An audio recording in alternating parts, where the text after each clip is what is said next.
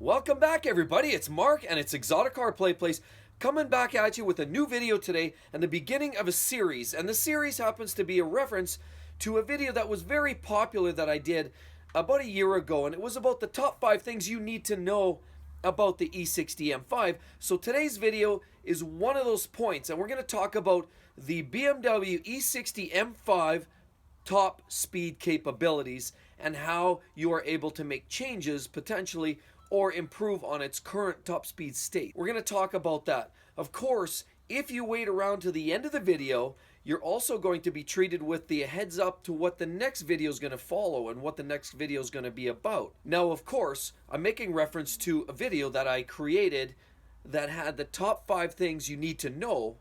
But because that video was so popular, I followed it up with a second part to that, which had 5 other things that were additional interesting facts about the E60 M5. And so today's video is the beginning of a series that we're going to talk about every one of those 10 items, but in more detail. As you know, we basically scratched the surface in those videos, and we really didn't get down to a lot of detail without the time or boring you to death. We really just wanted to give you the quick brief about each one of those topics. Today's the beginning. We're going to talk a little bit more detail on every one of those. And today is the top speed of the E60 M5. So basically, going to make reference to the elusive top speed of these cars. Now, everybody knows the top speed of the E60 M5 is set at roughly 170 miles per hour. Wow.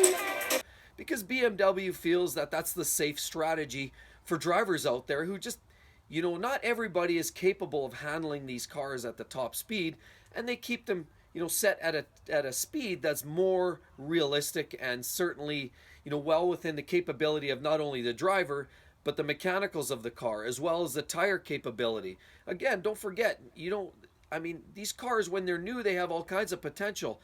But as these cars get older, second, third, fourth owners of these cars maybe are on strapped budgets or possibly, don't want to spend all the money that the original equipment had to offer. So they might put on, aftermarket jobber tires.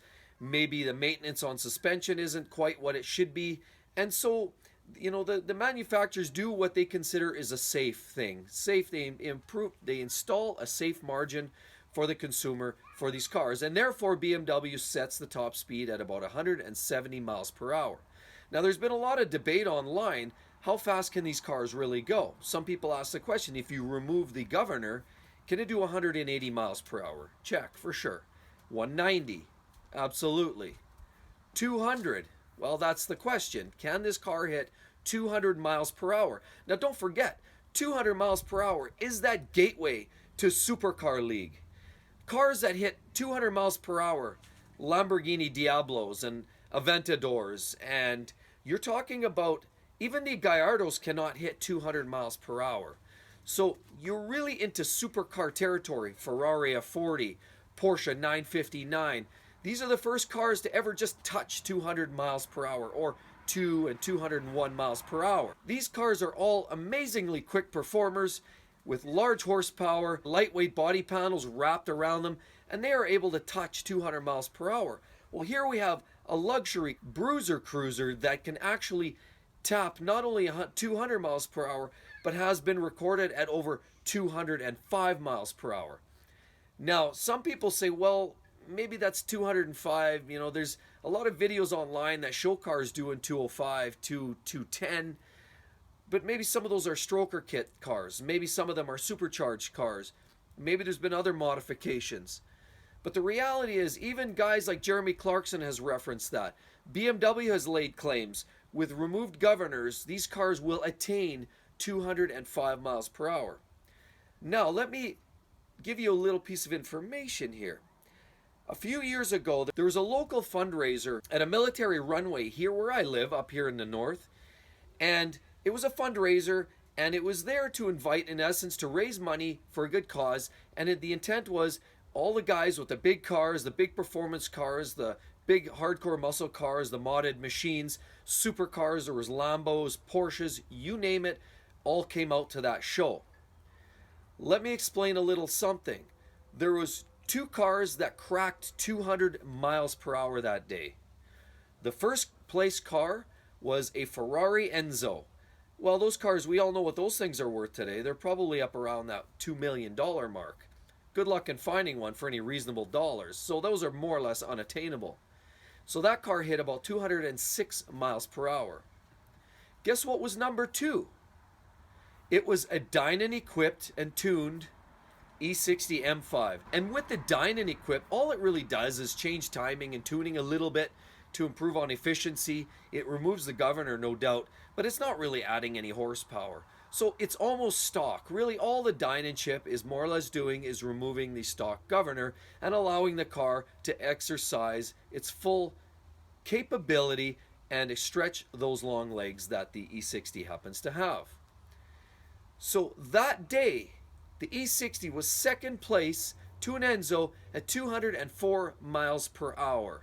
And that was clocked by an actual official radar gun. So that to me is very inspiring. So there's more to this story. You want to know how can you remove those governors? Well, there's a few tuners out there. You've got the Evolve tune you can do, the ESS tuners. They also do supercharging and other mods for these cars, but they do the tune for that, so they remove the governor. You also have, again, I mentioned Dynon. And by the way, I'm not affiliated with any of these brands. I just want to make a mention that these are all potential tuners that can make these changes for you. Okay, so how do you substantiate these numbers? Well, give a little plug out to the boys on M5 Forum. The M5 board forum, I've been, part of that community for quite some time now, and they are full and chocked full of good information that, any one of you guys can tap into. And it's certainly a place where, they're very resourceful folks who are always willing to help out and share a lot of the wisdom and knowledge that they have on these great cars. But in that M5 forum, there's people that have taken and extrapolated. So you take the basic graphic chart of what the gear ratios are on an E60 M5, and you work out the mathematics. Now, understanding gear ratios are a constant. They don't change. They're a linear ratio that starts at one point and extends out to another point. So the gear ratio, in fact, does not change. The only thing that changes is your torque band and your horsepower curves. Those are the only things that can change. And as long as you have the horsepower and the torque and there's not too much windage, that car, in theory, theoretically, top speed-wise, can actually hit these numbers. So we had a resourceful bunch that took the basic graph of known values by BMW, and they took the gear ratios and they drew a line and extrapolated, and a lot of these numbers were actually substantiated, and they filled in the rest of the chart and gave you some good conclusions so that you can make your own decisions whether this car can legitimately hit those numbers. And if you look at the chart, it shows very clearly that in fact, with enough power and a lack of windage, these cars in fact can hit over 200 miles per hour. Now there's a debate about, does it hit 205, 202, 211? Does it really matter? The car does hit over 200 miles per hour, and it has been verified by people, certainly in Europe. I know there's a lot of European guys hit the Autobahn or the Autostrada in Italy. You can probably attest to this, but I definitely know it has been verified, and I personally have seen it here on a racetrack or on that runway that these cars can in fact hit those kind of numbers with a relatively stock tune. So looking at these charts, and we're not talking about even running into the red, we know the horsepower drops before red line, and the red line of course for these cars is 8250 RPM. So drawing a line up to about 8,000 RPM is a closer value that's going to take you to the peak horsepower. You might as well shut her down at that point. Up to about 8,000. These cars are hitting in that 215 to 220 miles per hour. Now, understandably, of course, you have to deduct a little bit of error for speedometer. Of course, because the speedos aren't always bang on. As a matter of fact, they're always a little bit optimistic. So subtracting some error there, that still takes you down to a number where we're not even running into the red, but we're allowing for marginal error on the speedo, and we're still seeing numbers in that 204, 205 mile per hour range, which is a very decisive and definitive verification that these cars can hit that number.